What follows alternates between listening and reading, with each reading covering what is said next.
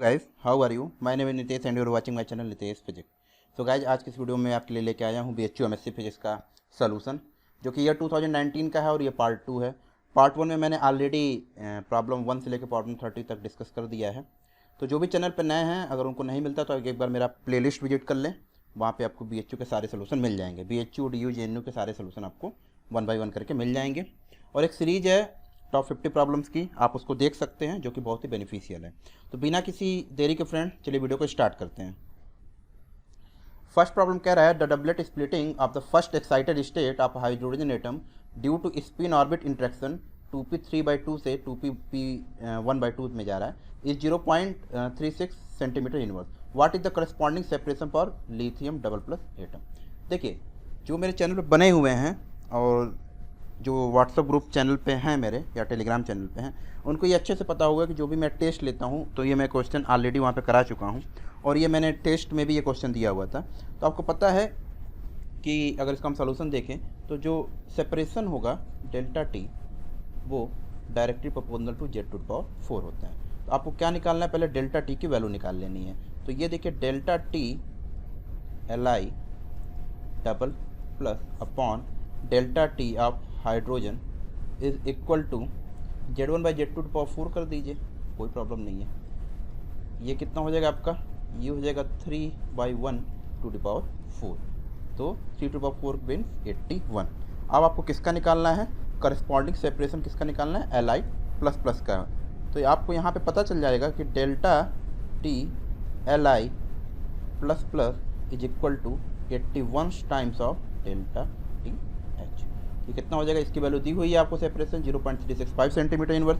आपको सिंपली क्या करना है कि 81 में 0.365 का क्या करना है, मल्टीप्लाई कर देना है। तो ये अराउंड आएगा आपका 29.6 के अराउंड आता है। तो ये जो ऑप्शन बी है आपका 29.565 सेंटीमीटर आपका क्या हो जाएगा, राइट ऑप्शन हो जाएगा। तो इसको आप सिंपली टिक कर लीजिए। नेक्स्ट क्वेश्चन कह रहा है the distribution function for a photon gas is given by. देखिए, फोटोन जो होता है, अगर हम बात करें, ये क्या है, बोसोनिक सिस्टम है, ठीक है, स्पिन 1 स्पिन 1, ठीक है। तो ये क्या करेगा, बोल्ट्जमैन आइंस्टाइन स्टैटिस्टिक्स को, डिस्ट्रीब्यूशन को क्या करेगा, ये फॉलो करेगा, ठीक है। तो उसमें जो एफ ई की वैल्यू आएगी, डिस्ट्रीब्यूशन फंक्शन उसमें आती है एफ ई इक्वल टू, ये आती है आपका 1/a/e/kT kBT कर लीजिए -1। तो इसको अगर आप ऊपर भेज देंगे तो ये कितना हो जाएगा, exponential e/kBT -1 to the power -1, ठीक है। क्योंकि ऐसा तो कुछ दिया नहीं है, तो यहाँ पे आप देख रहे हैं कि जो ऑप्शन डी है आपका, वो क्या हो जाएगा, यहाँ पे राइट ऑप्शन हो जाएगा। तो इसको टिक कर लीजिए। नेक्स्ट क्वेश्चन कह रहा है in Newton's ring experiment with 2 different media between the glass surface the nth rings have diameters as 10:7। The ratio of the refraction indices of 2 media are. तो देखिए, हमें फार्मूला पता है कि अगर मान लीजिए एयर से किसी लिक्विड 1 या एयर से किसी लिक्विड 2 में जा रही है, तो जो डायमीटर का रेशियो होता है, जो रिफ्रैक्टिव इंडेक्स दिया जाता है, म्यू इक्वल टू ये होता है आपका dn का whole square air upon dn का होल स्क्वायर लिक्विड, ठीक है। पहले वाले केस के लिए हम 1 मान लेते हैं, इसको आप म्यू 1 करके इसको 1 कर लीजिए। तो सिंपली म्यू 2 आपका क्या हो जाएगा, ये हो जाएगा आपका dn का होल स्क्वायर, ये डायमीटर है, ठीक है, nth फ्रिंज की, अपॉन dn का होल स्क्वायर, ये हो जाएगा आपका लिक्विड 2। समझ लीजिए थोड़ी देर के लिए, ये होगा म्यू 2। तो म्यू 1/μ2 का अगर आप रेशियो लोगे, याद रख के रहो, म्यू 1/μ2 का अगर आप रेशियो लेते हो तो ये आ जाएगा dn का होल स्क्वायर, ये एयर वाला कट जाएगा, तो ये लिक्विड 2 अपॉन dn का होल स्क्वायर लिक्विड 1, ठीक है। इसको आप इक्वेशन नंबर 1 मान लो। तो यहाँ पे डायमीटर का जो रेशियो दिया हुआ है, मतलब गिवन क्या है आपका, dn whole square liquid 1 upon dn of liquid 2। इसका जो रेशियो दिया है वो कितना दिया है, 10:7, ठीक है। तो हमें ये, लेकिन यहाँ पे क्या है, लिक्विड 2/लिक्विड 1, तो वो कितना हो जाएगा, 7/10 हो जाएगा, ठीक है। This imply that mu 1/μ2 is equal to 7/10 का होल स्क्वायर, डेट मीन्स 49/100। तो इम्प्लाइज करेगा म्यू 1/μ2 इक्वल टू 49/100। जो ऑप्शन ए है आपका, वो क्या हो जाएगा, यहाँ पे राइट ऑप्शन हो जाएगा। तो इसको आप टिक कर लीजिए। नेक्स्ट क्वेश्चन कह रहा है in a plane transmission grating the angle of diffraction for the second order principal maxima for wavelength 5000 angstrom is 30 degree. तो देखिए लैम्डा की वैल्यू 5000 एंगस्ट्रॉम है, थीटा की वैल्यू 30 डिग्री है, और ये सेकंड ऑर्डर प्रिंसिपल मैक्सिमा है, मतलब एन की वैल्यू कितनी दी हुई है, 2 दी हुई है। तो नंबर ऑफ लाइंस पर सेंटीमीटर हमें यहाँ पे निकालनी है, तो कोई दिक्कत नहीं है। ब्रैक्स अगर आप लगाओगे नंबर ऑफ लाइन पर सेंटीमीटर जो होती है, याद रख लीजिए नंबर ऑफ लाइंस पर सेंटीमीटर, इसको दिया जाता है 1/d से। तो हमें पता है कि जो d साइन थीटा होता है वो क्या होता है, एन लैम्डा के इक्वल होता है। तो यहाँ से 1/d आप निकाल लीजिए सिंपली, ये हो जाएगा sine theta upon n lambda. सब वैल्यू दी हुई पुट कर दीजिए, तो ये हो जाएगा साइन 30 डिग्री अपॉन आपका एन की वैल्यू 2 है और लैम्डा की वैल्यू आपकी 5000 एंगस्ट्रॉम है, मतलब 5 × 10⁻⁷। ठीक है, ये हो जाएगा। साइन 30 की वैल्यू 1/2 रख दीजिए आप और इसको सॉल्व कर लीजिए, तो ये अराउंड आएगा आपका 5000 के। तो ऑप्शन डी जो हो जाएगा यहाँ पे आपका वो राइट ऑप्शन हो जाएगा, तो इसको आप टिक कर लें। नेक्स्ट क्वेश्चन कह रहा था nuclei 6013 and 7 and 14 can be described as. अगर इसमें हम देखें, ये देखिए 13 - 6 7, 14 - 7 7। तो नंबर ऑफ जो न्यूट्रॉन है यहाँ पे, नंबर ऑफ न्यूट्रॉन दोनों केस में क्या है, सेम है। ठीक है, ये है आपका सेम। इस केस को क्या बोलते हैं कि अगर किसी न्यूक्लियाई में नंबर ऑफ न्यूट्रॉन्स अगर सेम होते हैं तो उसको क्या बोला जाता है, आइसोटोन्स बोला जाता है। तो जो ऑप्शन डी है आपका यहाँ पे क्या हो जाएगा, राइट ऑप्शन हो जाएगा, तो इसको टिक कर लीजिए। नेक्स्ट क्वेश्चन कह रहा है electron is confined to a box of length L.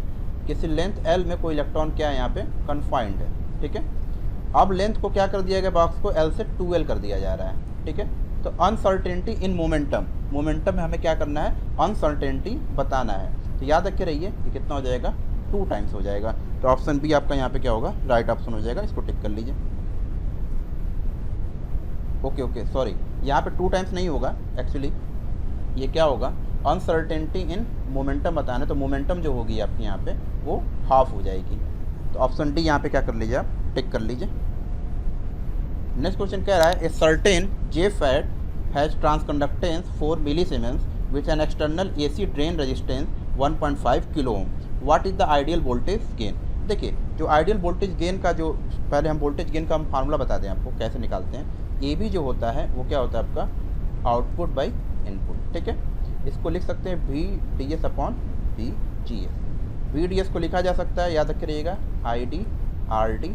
ठीक है, और VGS को आप लिख सकते हैं ID/GM। यहाँ से ID कैंसिल हो जाती है, तो जो आउटपुट वोल्टेज गेन होता है वो आता है आपका, याद रखिएगा GM × RD। GM क्या है आपका, ट्रांसकंडक्टेंस है, और RD जो आपका रेजिस्टेंस है। तो ट्रांसकंडक्टेंस कितना दिया है, 4 मिलीसीमेंस। एक चीज़ और याद रखे रहिए, कभी कभी ये भी पूछ सकता है कि ट्रांसकंडक्टेंस की यूनिट क्या होती है, तो याद रखिएगा सीमेंस यूनिट होती है, S से डिनोट करते हैं।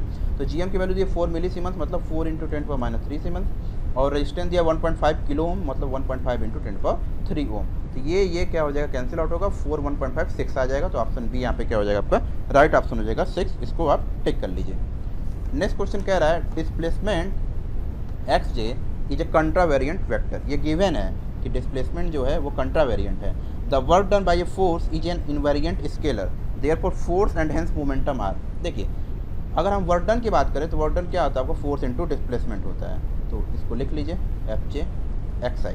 ठीक है, और XI क्या दिया आपको, कंट्रावेरिएंट पहले से दे दिया हुआ है। अगर ये कंट्रावेरिएंट है तो फोर्स भी क्या हो जाएगा आपका, यहाँ पे याद रखिएगा फोर्स जो होगा आपका ये कोवेरिएंट होगा।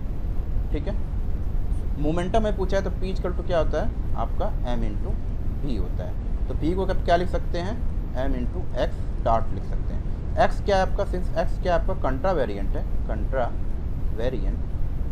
ठीक है, तो जो मोमेंटम P हो जाएगा वो भी क्या हो जाएगा आपका, कंट्रावेरिएंट हो जाएगा। ठीक है, तो ये जो ऑप्शन बी होगा आपका, एक covariant vector and a contravariant vector respectively, वो क्या हो जाएगा आपका, राइट ऑप्शन हो जाएगा। तो इसको टिक कर लीजिए। नेक्स्ट क्वेश्चन कह रहा है when wire is stretched to double its length. पहले सपोज कर लीजिए कोई वायर L है, इसका लेंथ 2L कर दिया जा रहा है। ठीक है, तो बहुत सारे ऑप्शन दिए हैं, तो हम पहला ही ऑप्शन लेके चलते हैं कि लॉन्गिट्यूडनल स्ट्रेन हमें निकालना है। तो स्ट्रेन आपको पता है क्या होता है, change in length upon original length. अगर हम यहाँ से चेंज इन लेंथ लगा ले तो 2L - L कितना आ जाएगा आपका, L हो जाएगा। ये हो जाएगा L/L मतलब 1। तो पहला ही ऑप्शन यहाँ पे हमें राइट दिख रहा है कि longitudinal strain is unity. Longitudinal strain क्या होता है, change in length upon original length, और इसका कोई भी डायमेंशन नहीं होता, ये याद रख लीजिएगा।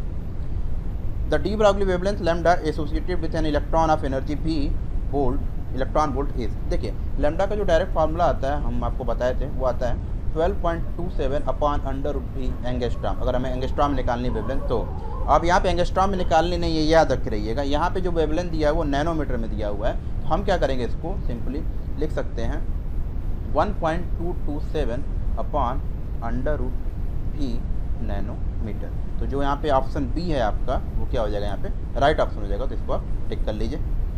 आगे बढ़ते हैं। The value of Landé effector for 2p 3/2 state. तो जो लैंडेज इफेक्टर का फार्मूला होता है, मैंने बताया हुआ था और टेस्ट में भी दिया हुआ था, वो होता है 1 प्लस, याद रखिएगा, J into J plus 1 plus S into S plus 1 minus L plus 1 upon 2J J plus 1। ये फार्मूला है, काफ़ी इंपॉर्टेंट है, एक क्वेश्चन यहाँ से आते हैं। तो यहाँ पे देखिए मल्टीप्लिसिटी 2S प्लस 1 की वैल्यू कितनी है, 2 है, तो यहाँ से S की वैल्यू आ जाएगी हाफ। P की वैल्यू के लिए L की वैल्यू कितनी आ जाएगी, 1 पी ऑर्बिटल के लिए, और 2S प्लस 1 LJ लिखते हैं तो J की वैल्यू कितनी दी हुई है आपकी, 3/2 दी हुई है। तो सिंपली यहाँ से लैंडेज इफेक्टर यहाँ से G कैलकुलेट कर लीजिए, हो जाएगा 1 प्लस J की वैल्यू कितनी है, 3/2 इंटू 5/2 प्लस 1 इंटू 1/2, S की वैल्यू हाफ है, इंटू 3/2 माइनस 1 इंटू 2, ठीक है, अपॉन 2 इंटू J की वैल्यू है 3/2 और J प्लस 1 इंटू 5/2। तो इसको आप सिंपली क्या कर लीजिए, सॉल्व कर लीजिए। तो ये आ जाएगा 1 प्लस 15/4 प्लस 3/4 माइनस 2 अपॉन 2 से 2 ये कैंसिल आउट हो जाएगा, तो ये आ जाएगा आपका 15/2, ठीक है। तो इसको सॉल्व करके देखेंगे तो ये आ जाएगा 1 प्लस 1/3 रेट में 4/3। तो जो ऑप्शन बी है यहाँ का आपका, वो क्या हो जाएगा, राइट ऑप्शन हो जाएगा। तो इसको टिक कर लीजिए। नेक्स्ट क्वेश्चन कह रहा है the continuous X ray spectrum is the result of.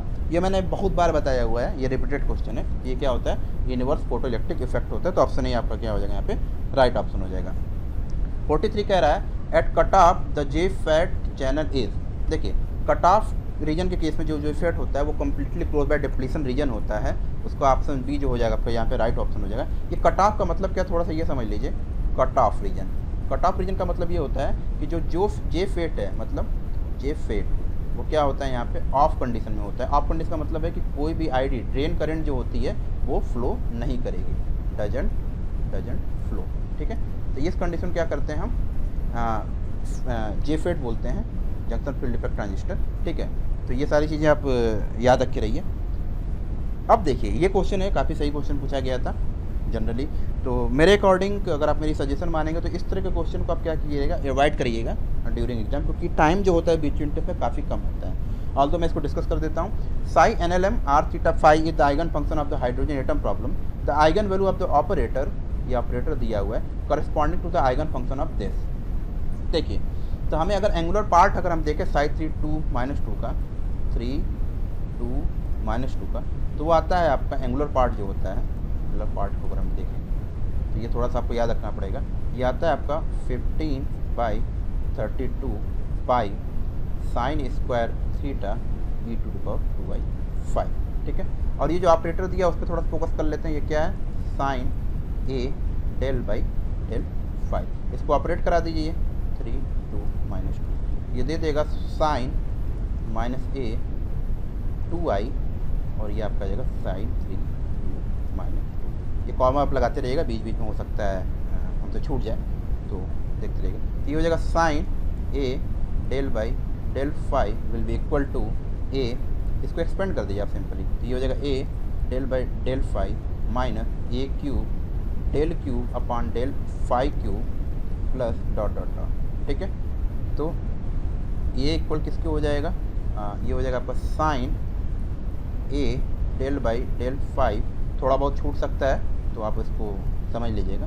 ये हो जाएगा आपका कितना, -2IA, और ये -2i cube A³ plus dot dot dot sine 3 2 -2, ठीक है। और यही किसके इक्वल हो जाएगा, इसको लिख सकते हैं आप -i sine hyperbolic 2a sign 3 2 -2।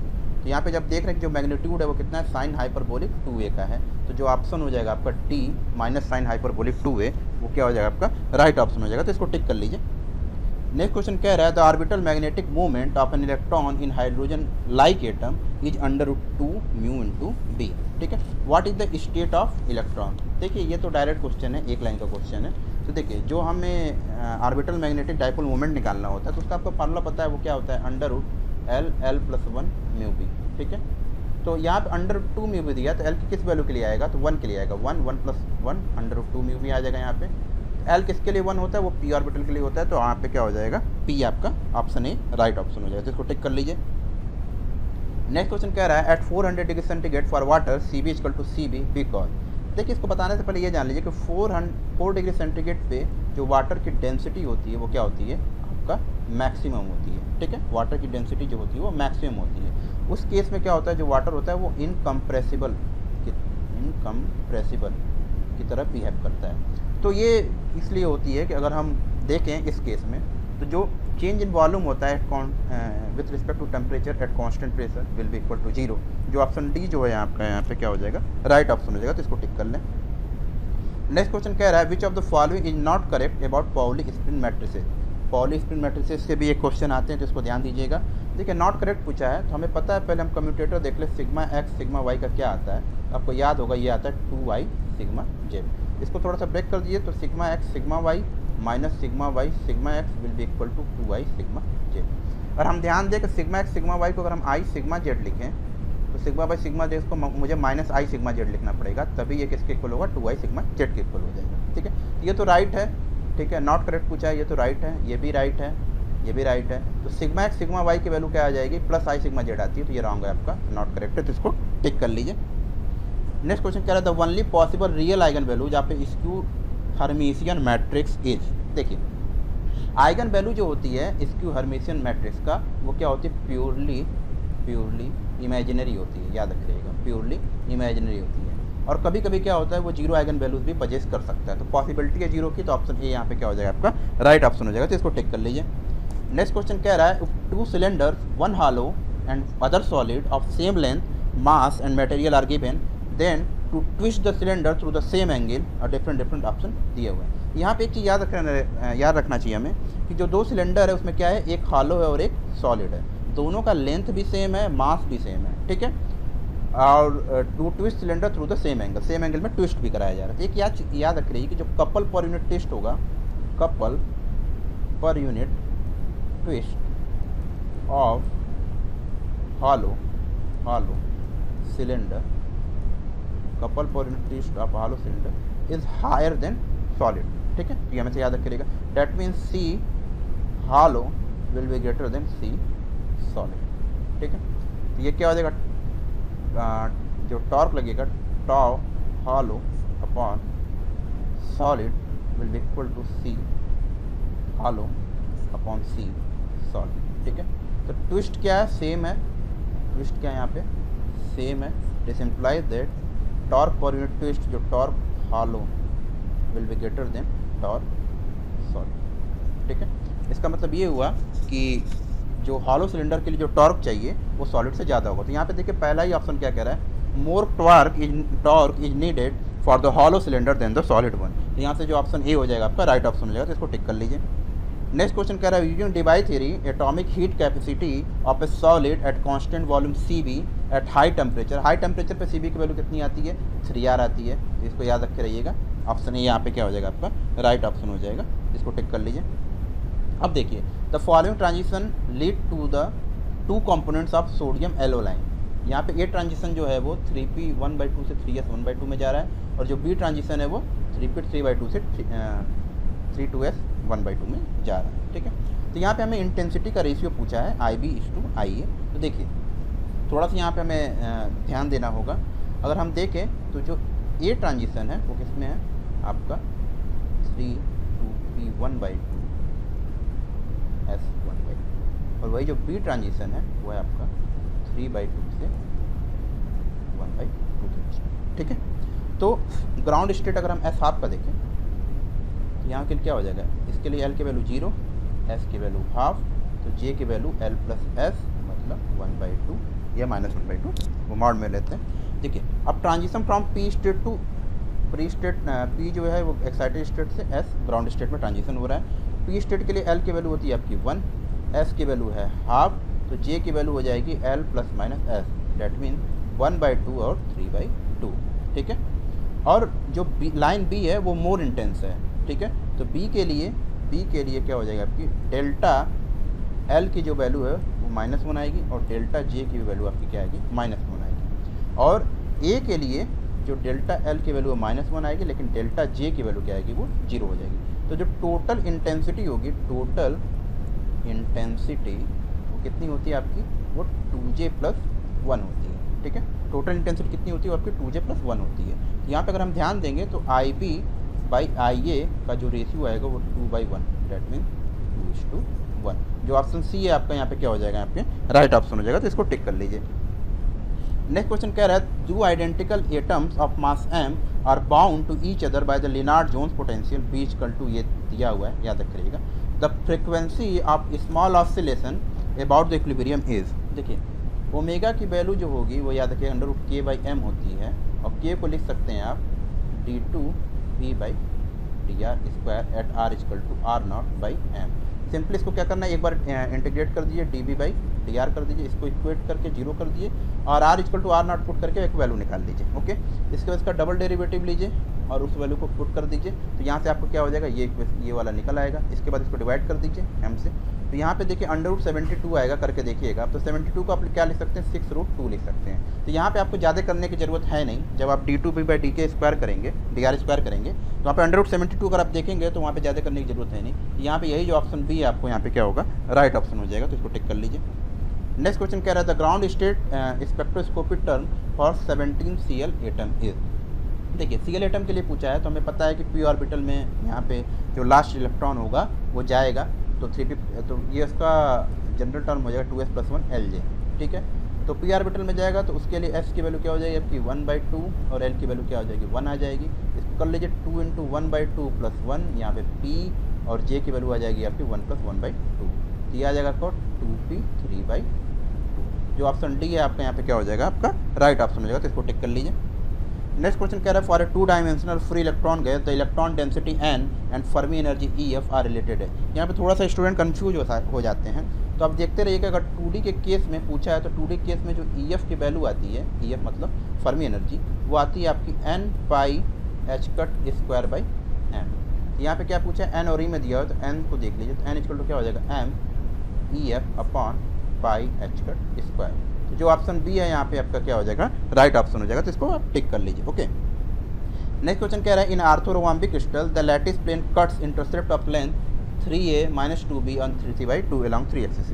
The Miller indices of the plane, easy इसका रेसिप्रोकल कर लीजिए। ये हो जाएगा 1/3 - 1/2 और 2/3। कॉमन फैक्टर 6 से क्या कर दिया, सबका मल्टीप्लाई कर दिया। तो ये आ जाएगा 2, ये माइनस की वजह से आ जाएगा 3 बार, और ये हो जाएगा 3 2 2 4, 2 3 बार 4। जो ऑप्शन डी आपका यहाँ पे क्या हो जाएगा, आपका राइट ऑप्शन हो जाएगा। तो इसको आप टिक कर लें। नेक्स्ट क्वेश्चन कह रहा है, which of the following values of Poisson's ratio can not be possible. देखिए पॉइजन्स रेशियो का जो लिमिट है वो कहाँ से कहाँ तक जाता है, ये आपको याद रखे रहना पड़ेगा। ये -1 to 0.5 के बीच में लाई करता है। यहाँ पे देखिए -0.8 इसके बीच में लाई कर रहा है, 0.3 इसके बीच में लाई कर रहा है, 0.4 इसके बीच में लाई कर रहा है। तो जो आपका राइट ऑप्शन होगा वो क्या होगा, -1.5। ठीक है, which of the following is not a Poisson ratio, क्योंकि -1 to 0.5 के बीच में ये लाई करता है, ये याद रखे रहिएगा। नेक्स्ट क्वेश्चन करा, if n is the total number of ruling on the grating and small n is the order of spectrum and lambda is the wavelength of light, then the resolving power of the grating. देखिए resolving power जो दिया जाता है वो n × n से दिया जाएगा। तो जो ऑप्शन सी होगा यहाँ पे आपका क्या हो जाएगा, राइट ऑप्शन हो जाएगा। इसको टिक कर लें। नेक्स्ट क्वेश्चन कह रहा है, if black body radiation enclosure expand so that इस वॉल्यूम बिकम्स 64 टाइम्स, मतलब V डैश जो हो जाएगा फाइनल या VF फाइनल हो जाएगा 64 EI हो जाएगा। ठीक है, the temperature of the enclosure become, तो इस केस में अगर आप देखेंगे तो जो टेम्परेचर हो जाएगा वो क्या हो जाएगा, 1/4 हो जाएगा। तो ऑप्शन ए आपका क्या होगा यहाँ पे, राइट ऑप्शन हो जाएगा। इसको टिक कर लें। नेक्स्ट क्वेश्चन कह रहा है, for inverse square law force से the mathematical statement of the virial theorem is expectation of T and expectation of B. ये तो डायरेक्ट एवरेज काइनेटिक एनर्जी और पोटेंशियल एनर्जी का फार्मूला पूछा है, जो मैं बताया हूँ भी हूँ। ये होता है आपका 2 expectation of t equal to minus of expectation of b. ठीक है, यहाँ पे टी क्या है आपका काइनेटिक एनर्जी और बी क्या है आपका पोटेंशियल एनर्जी। तो ये सारी चीज़ें आप थोड़ा सा याद रखे रहिए, पूछी जाती हैं, डायरेक्ट फार्मूले भी हैं। तो इधर के जो 4-5 क्वेश्चन इसको मैंने सॉल्व नहीं किया हुआ है, ये डायरेक्ट फार्मूला बेस्ड पे क्वेश्चन है। तो आप इसको एक बार देख लीजिएगा, अगर नहीं भी समझ में आता है तो आप हमें कमेंट सेक्शन में बताइएगा, या मेरे ग्रुप में आप डायरेक्ट हमें क्वेश्चन दे दीजिएगा, वहाँ पर आपको मैं सॉल्व करके दे दूँगा। अब ये आज की वीडियो का लास्ट क्वेश्चन है, above Curie temperature the ferromagnetic material BF है एवं प्यूरी टेम्परेचर के ऊपर जो फेरोमैग्नेटिक मटेरियल होता है वो पैरामैग्नेटिक मटेरियल की तरह बिहेव करता है। तो जो यहाँ पे ऑप्शन डी आपका यहाँ पे क्या हो जाएगा, वो राइट ऑप्शन हो जाएगा। तो इस तरीके से आज की वीडियो समाप्त होती है। तो आई होप कि आपको वीडियो पसंद आई होगी। अगर आपको वीडियो पसंद आती है, आप चैनल पर नए हैं तो चैनल को सब्सक्राइब कर लें, बेल आइकन को प्रेस कर लें कि आपको नेक्स्ट वीडियो की अपडेट मिलती रहे। तो फिर मिलते हैं दोस्तों किसी और दिन किसी और वीडियो के साथ। तब तक के लिए घर पर रहिए, सुरक्षित रहिए और अपनी प्रिपरेशन करते रहिए। Thank you so much.